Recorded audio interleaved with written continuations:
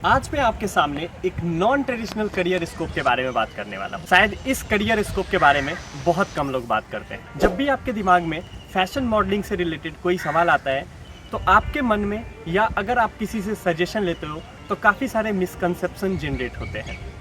उसके बाद शायद आप इस चीज़ को करने से कतराते हैं, लेकिन इस वीडियो को देखने के बाद आपको लगेगा आप मॉडलिंग कर सकते हैं, उसमें करियर बना सकते हैं। तो आज मैं अपने प्लेटफॉर्म पे कस्तूरी वत्स को इनवाइट कर रहा हूँ, जो कि एक फैशन मॉडल एक्सपर्ट है और एजुकेशन टीयू के माध्यम से एक बेहतर गाइडेंस देने की वो कोशिश करेंगे।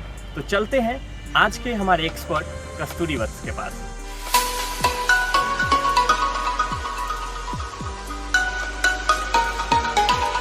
हाय everyone and welcome to education TU. तो आज मैं एक ऐसे एक्सपर्ट को लेके आया हूँ जो आपको फैशन मॉडलिंग के बारे में बताएंगे। एक बिल्कुल ही नॉन ट्रेडिशनल करियर स्कोप है जिसके बारे में बहुत कम लोग बात करते हैं। तो सबसे पहले बहुत ही स्पेशल गेस्ट कस्तूरी वत्स, आपका बहुत बहुत स्वागत है एजुकेशन टीयू प्लेटफॉर्म पे। Thank you, Ashu, and thank you for inviting me here today.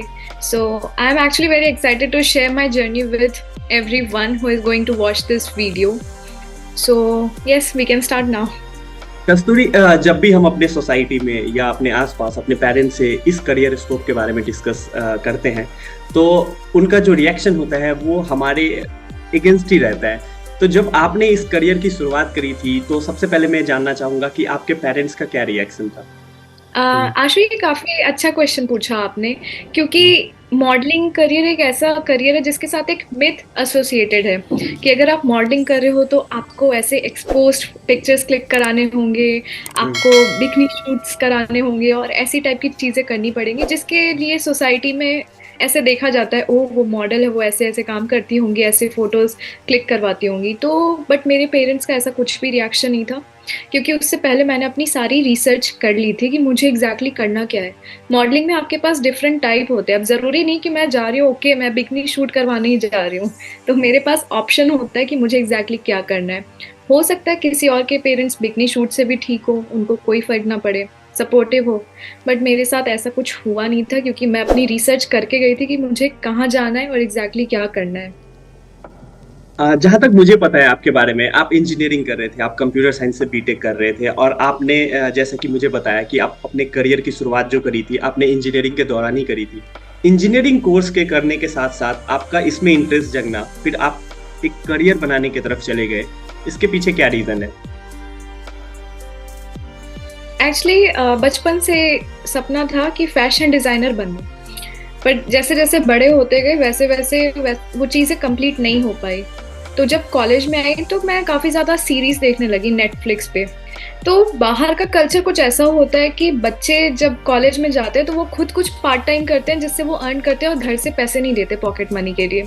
तो दिमाग में कुछ ऐसा चल रहा था कि क्यों ना मैं भी यहाँ पे कुछ ऐसा ढूंढूं जिससे मेरी पार्ट टाइम इनकम हो और घर से पैसे ना लेने पड़े। तो ऐसा नहीं कि सबसे पहले आइडिया मॉडलिंग का ही आया, काफ़ी कुछ और भी चीज़ें ट्राई की, सोचा ब्लॉग लिख के देखते हैं, कंटेंट राइटिंग करते हैं, बहुत कुछ सोचा, बट कुछ ऐसा चाहिए था जिसमें खुद का इंटरेस्ट भी हो, हॉबी भी हो और वहाँ से पैसे भी आए। तो ऐसा कोई काम जिसको मैं इंजॉय करूँ और वो मुझे पे भी करे। तो मॉडलिंग भी एक था ऑप्शन में। फिर मैंने रिसर्च किया, जैसा कि मैंने आपको बताया कि क्या मेरे जैसा नॉर्मल इंसान मॉडलिंग कर सकता है, क्योंकि आज तक हमने टीवी में देखा कि वो मॉडल है तो एकदम परफेक्ट बॉडी है, ज़ीरो साइज फिगर और हाइट इतनी, और मेरी हाइट 5'4" है। तो मैं रनवे के लिए, मुझे नहीं पता कि मैं क्या कर सकती हूँ क्या नहीं कर सकती। तो जब मैंने थोड़ी रिसर्च की तब समझ में आया कि एग्जैक्टली मेरे पास ऑप्शंस क्या है और हाँ मैं इस साइड भी जा सकती हूँ। तो बस एक मेरा मोटिव था कि मुझे पैसे मिलेंगे यहाँ पे, पॉकेट मनी मिल जाएगी, तो चलो कुछ ट्राई करते हैं। और वो ट्राई करने में इतना अच्छा लगने लगा कि बस इसी में आ गए। जब भी हम किसी करियर की तरफ बढ़ते हैं, लाइक अगर मुझे किसी चीज़ में इंटरेस्ट है तो पहला स्टेप जो होता है वो बहुत ही महत्वपूर्ण होता है और काफ़ी टफ होता है। तो जब आप इस करियर स्कोप की तरफ गए तो आपने कैसे अप्रोच किया? Good question. एक्चुअली आजकल जब भी हमारे पास जैसे कि आपने कहा करियर ऑप्शंस, पहला स्टेप सबसे ज़्यादा मुश्किल होता है। अगर मैं मॉडलिंग की पर्टिकुलर इसकी बात करूं तो यहाँ पे मार्केट में बहुत सारे फ्रॉड लोग बैठे हुए हैं जो आपको बोलते हैं कि आप हमारे पास आओ, हम आपको शूट्स दिलवाएंगे, आप हमें इतना पे करना, आपको शूट मिल जाएगा। तो बहुत सारे ऐसे फ्रॉडस्टर्स बैठे हैं मार्केट में, तो उन लोगों से तो सबसे पहले बच के रहना है। क्योंकि अगर आप किसी के लिए काम कर रहे हो, मॉडलिंग भी एक काम है, तो वो आपको पे करेंगे, हमें किसी को पे नहीं करना। एक चीज ये है। और कैसे ढूंढना है, तो आप सिंपली अगर गूगल पे भी जाके सर्च करोगे मॉडलिंग एजेंसीज, आपको बहुत सारी एजेंसीज दिख जाएंगी। आपको क्या करना है, सिंपली सबके ईमेल पे बस अपनी पिक्चर सेंड करनी है। और ऐसा भी नहीं कुछ हाई फाई फोटोज हो, आपकी नेचुरल पिक्चर्स आप सेंड करो। हाँ, एक बार में तो कहीं से रिस्पॉन्स नहीं आता किसी भी प्रोफेशन में, तो बस एक पेशेंस का गेम है, थोड़ा पेशेंस रखो, कहीं से तो कभी तो आएगा ही। और एक बार अगर आ गया, उसके बाद आपके कॉन्टेक्ट्स ऑटोमेटिकली इतने बढ़ जाते हैं, इतने बनने लगते हैं कि फिर आपको और ऑफर्स आने लगते हैं। तो जब आपने पहला मॉडलिंग शूट किया, उस कंपनी का क्या नाम था, आपने कहाँ पे शूट किया था ये? आपने नाम सुना होगा संदीप माहेश्वरी का, जी यूट्यूबर बिल्कुल। है, हाँ मोटिवेशनल हाँ बिल्कुल। स्पीकर है। उन्हीं का स्टार्टअप है इमेजेस बाजार। तो ओके। मेरी पहली शुरुआत वहीं पे थी। काफ़ी सारे शूट्स किए मैंने वहाँ पे। अभी भी वहाँ से कॉल्स आती है तो अभी भी करती हूँ, और मैं काफ़ी ज़्यादा थैंकफुल हूँ इमेजेस बाजार को भी, क्योंकि मेन जो मेरे करियर मतलब स्टार्ट हुआ मॉडलिंग में, वहीं से स्टार्ट हुआ। जो भी मेन कॉन्टेक्ट्स बने वहीं से बने। आप एक शूट पे जा रहे हो, आपके साथ और भी मॉडल्स हैं, वो किसी किसी एजेंसी से एसोसिएटेड है, फिर मैं उन मॉडल से कांटेक्ट करके पूछ सकती हूँ कि आप कहाँ से हो, वहाँ का कांटेक्ट ले सकती हूँ। तो इसके थ्रू आपका लिंक बनता है। मेन चीज़ है लिंक। आपका अगर लिंक है तो आप अपने गेम में स्ट्रांग हो। अच्छा, अगर मैं आपको बताऊं, मैं आपको बोलूं कि मुझे मॉडल बनना है, तो मुझे प्री रिक्विजिट क्या चाहिए? मतलब कैसे मैं अप्रोच कर सकता हूँ, किस तरीके के पिक्चर्स मेरे पास होने चाहिए, कैसे पोर्टफोलियो होना चाहिए, ये सब के बारे में बताएं, इस सब के बारे में बताएं। ठीक है, ठीक है। अगर आपको सही में मॉडल बनना है क्या आपको, आशु? नहीं नहीं नहीं, बनना नहीं है, मैं आपसे पूछ रहा हूँ on the behalf of our student, our audience. अच्छा ठीक है, वैसे आप भी ट्राई कर सकते हो। हाँ ठीक है, जरूर करूँगा। ठीक है। तो आपको सबसे पहले कोई मॉडलिंग एजेंसी होनी चाहिए जहाँ जिससे आप कांटेक्ट करो, जिसके पास आप जाओ और जो आपको शूट दे। तो जैसे कि मैंने कहा, आप मॉडलिंग एजेंसीज इजीली ढूंढ सकते हो गूगल पे। बस ओके। फ्रॉडस्टर से बच के रहना है, फेक लोगों से बच के रहना है। एक चीज है, एक एडवाइस बार बार मैं इस पे फोकस करना चाहूंगी। अगर कोई आपसे पैसे मांग रहा है कि मुझे 5,000 10,000 दे दो, मैं आपको शूट दिलवाऊंगा, वहां कभी मत जाना। क्योंकि जैसे नॉर्मल जॉब होती है, ये भी एक जॉब है। तो जैसे जॉब करने पे आपको सैलरी मिलती है, ये आपका काम है, आप मॉडलिंग कर रहे हो, आपको पैसे मिलेंगे, आपको नहीं देना किसी को पैसे। ये चीज़ है। तो सिंपली आप गूगल करो, एजेंसीज ढूंढो, वहाँ पे उनको कांटेक्ट करो। फोटोज आपकी नॉर्मल फोटोज चाहिए, कोई हाई फाई पोर्टफोलियो की जरूरत नहीं है। आपकी जो नेचुरल फोटोज होती है, जिसपे आपका फेस पे ज़्यादा फोकस हो, और अगर आप वैसे बिल्ड आपका अच्छा है, बॉडी पे भी फोकस हो, तो उस टाइप की फोटोज आप शेयर कर सकते हो उनके साथ। ओके। जैसे कि मैं देख पा रहा हूँ अपने स्क्रीन पे कि आप काफी खूबसूरत है, और कोई इंसान है जो कि खूबसूरत नहीं है, जिसका बॉडी लैंग्वेज उतना अच्छा नहीं है, तो क्या मैं सिर्फ एक चीज पूछना चाहूंगा, क्या लुक्स मैटर करता है मॉडल बनने के लिए? कभी कभी हाँ, कभी कभी ना। डिपेंड करता है कि आप किस रोल के लिए जा रहे हैं। पहले अच्छा। तो थैंक यू। तो हाँ, बोलो बोलो। अगर डिपेंड करता है, देखो, आप जरूरी नहीं है आपको जीरो साइज ही होना हो मॉडल बनने के लिए। आजकल काफी ज्यादा ब्रांड्स ऐसे हैं जो कि प्लस साइज मॉडल ढूंढते हैं अपने लिए, हम्म, राइट? तो अगर आप प्लस साइज हो तो आप ऐसे ब्रांड को अप्रोच कर सकते हो जिन्हें प्लस साइज मॉडल चाहिए। उनकी काफी रिक्वायरमेंट होती है। इवन प्लस साइज मॉडल का पे ज्यादा होता है नॉर्मल हम्म, मॉडल से, ये भी है, क्योंकि वो मिलती बहुत मुश्किल से है। दूसरा, जरूरी नहीं ना कि जैसे आप एग्जाम्पल ले लो शाहरुख खान, नवाजुद्दीन सिद्दीकी। अब हम्म, जरूरी नहीं ना कि आपको वैसा ही रोमांटिक हीरो वाला हम्म, रोल मिले। हो हम्म, सकता है आपको गैंग्स ऑफ वासेपुर वाला रोल मिले। तो हम्म। रोल पे भी डिपेंड करता है। तो इसलिए सब कर सकते हैं अगर आपको करना है तो। रोल पे डिपेंड करता है कि आप किस रोल पे फोकस कर रहे हो, किस रोल के लिए आप ऑडिशन दे रहे हो। अब जब भी अपनी तस्वीर को देखते हैं डिफरेंट डिफरेंट जगह पे, जैसे कि मैं आपको बता दूं कि मैं कुछ महीने पहले इंडियन ऑयल का इंटरव्यू देने गया था। एक इंटरव्यू सेशन वहाँ पे चल रहा था जिसमें मैंने आपकी तस्वीर देखी थी, और मैं अपने अपने फ्रेंड को मैंने बताया था कि मैं इसको जानता हूँ। और ऑडिशन में क्या क्या होता है जब आप ऑडिशन देने के लिए अच्छा, जाते हो तो? पहले यहाँ पे मैं दो चीजों से पहले बोलूंगी। आप ये डिपेंड करता है ऑडिशन देने आप जा कहाँ रहे हो। 2 टाइप के शूट्स होते हैं, मैं अभी 2 टाइप के बोल रही हूँ, होते बहुत सारे। एक होती है स्टॉक फोटोग्राफी। स्टॉक फोटोग्राफी मतलब जैसे ये इमेजेस बाजार है, वो क्या करती है, आपका एक दिन के लिए बुलाती है, अलग अलग कॉन्सेप्ट में आपकी पिक्चर्स क्लिक करती है, अपने वेबसाइट पे अपलोड कर देती है। फॉर एग्जाम्पल मैं हूँ एयरटेल कंपनी की, अब मुझे अपने मार्केटिंग के लिए मुझे कुछ फ़ोटोज़ चाहिए, कुछ ऐसे कॉन्सेप्ट वाले कि लोग बैठ के फ़ोन पे बात कर रहे हैं, कोई गेम खेल रहा है, उस टाइप की फ़ोटो चाहिए। मैं सिंपली जाऊँगी इमेजेस बाज़ार की वेबसाइट पे, कुछ सर्च करूँगी कि friends, hanging out, phone, keywords ऐसे डालूँगी मैं, मुझे वो फ़ोटो मिल जाएँगे। देन मैं उसको पे करूँगी उसको डाउनलोड करने के लिए। तो यहाँ जो इमेजेस बाज़ार कर रही है वो स्टॉक फ़ोटोग्राफ़ी कर रही है। वो आपके अलग-अलग कॉन्सेप्ट में फ़ोटोज़ क्लिक करा के डाल रही है। तो इस टाइप की फ़ोटोग्राफ़ी के लिए आपको चाहिए मेनली एक्सप्रेशन। आप ऑडिशन देने जाओगे तो आपको वहाँ पे बोलेंगे कि अलग-अलग एक्सप्रेशन बोलेंगे, like laugh, angry, sad, excited, इस टाइप के एक्सप्रेशंस, और आपको वो एक्सप्रेशंस देने हैं। इस टाइप के फ़ोटोग्राफ़ी में आपका वेट, आपकी हाइट कुछ भी मैटर नहीं करती। तो ये शूट होता है। दूसरा होता है अगर आप रनवे के लिए जा रहे हो, रनवे के लिए आपका हाइट मैटर करता है यहाँ पे, राइट? आपका बॉडी भी मैटर करता है कई हद तक, तो उसमें मेनली आपकी वॉक देखी जाती है, आपका एटीट्यूड देखा जाता है, तो उस टाइप का ऑडिशन होता है। और अगर मैं बात करूँ तो तीसरा एक ई कॉमर्स हो गया। तो ई कॉमर्स पे कम्प्लीटली रिक्वायरमेंट पे डिपेंड करता है कि किस टाइप के मॉडल उन्हें चाहिए उस टाइम।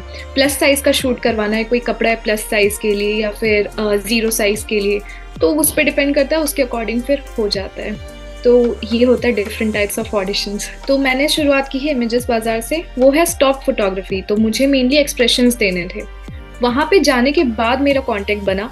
देन मैंने डिफरेंट ब्रांड के लिए भी किया, मेकअप ब्रांड के लिए किया, जैसे लोटस के लिए किया था मैंने, और भी कुछ के लिए किया था, डर्मा।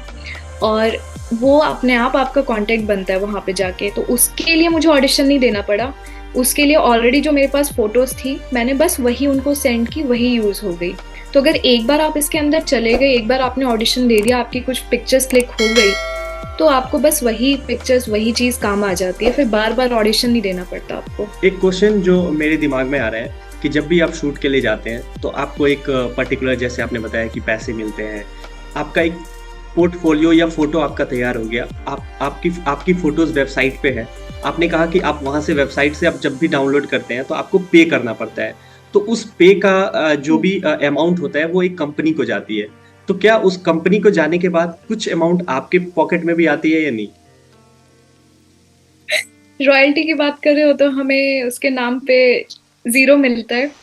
तो अच्छा। हमारा भी कॉन्ट्रैक्ट होता है पर डे का, बस उस पर्टिकुलर दिन का हमें हम्म। उसके हिसाब से पेमेंट होती है। कितने डाउनलोड्स हुए, मेरी कुछ फोटोज है जो कि हम्म। बहुत ज्यादा सेल हुई है, उसका हम्म। मुझे कुछ भी नहीं मिला। हाँ, उसका हम्म। बस ये होता है कि मुझे बार बार इमेजेस बाजार बुलाती है कि आप हमारे हम्म। साथ और शूट कर लो, और मेरे हम्म। पर डे का पेमेंट वो इंक्रीज कर देती है, पर मुझे जितने डाउनलोड और सेल होते हैं उसका कुछ नहीं मिलता। ठीक है, तो कई बार मैं अपने दर्शकों को बताना चाहूंगा कि भले ही इसके आपको पैसे नहीं मिल रहे हैं, लेकिन जो आपको नेम मिल रहा है, जो आपको फेम मिल रहा है, वो आपको आगे जाके बहुत हेल्प कर सकता है। एजुकेशन टू यू प्लेटफॉर्म पे आपको बुलाने का मेन मकसद ये था कि जो भी लोग इस फील्ड में करियर बनाना चाहते हैं, उसको एक बेहतर गाइडेंस मिल सके, बेहतर मेंटरशिप उनको प्रोवाइड कर सके हम एजुकेशन टू यू प्लेटफॉर्म के द्वारा, कि ताकि आप उसको स्टेप बाय स्टेप आप लोगों को बता सके कि कैसे उस एजेंसी को, उस मॉडलिंग एजेंसी को हम अप्रोच कर सकते हैं। आप इस चीज़ में एजुकेशन टीयू के ऑडियंस को, एजुकेशन टीयू के स्टूडेंट को किस तरीके से हेल्प कर पाएंगे? ओके, सो अगर किसी को पर्सनली मेरे साथ कनेक्ट करना है वो कर सकता है। मैं उन्हें कुछ एजेंसीज बता सकती हूँ जहाँ पे इजीली क्या पता आपका हो जाए, ऑडिशन के चांसेस आ जाए। अदरवाइज अगर आपको खुद से ट्राई करना है तो आप सिंपली, मैंने कहा बार बार, यूज़ इंटरनेट। गूगल पे देखो कहाँ कहाँ एजेंसीज है, वहाँ का कॉन्टेक्ट इन्फॉर्मेशन गैदर करो, देन वहाँ पे अपनी पिक्चर्स सेंड करो।